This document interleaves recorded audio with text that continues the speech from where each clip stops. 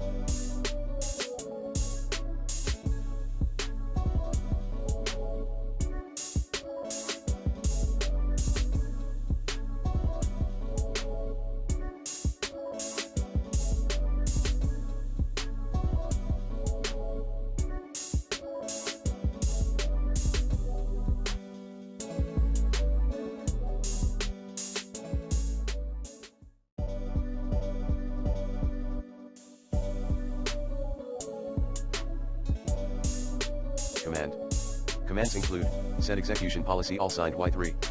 Change the administrative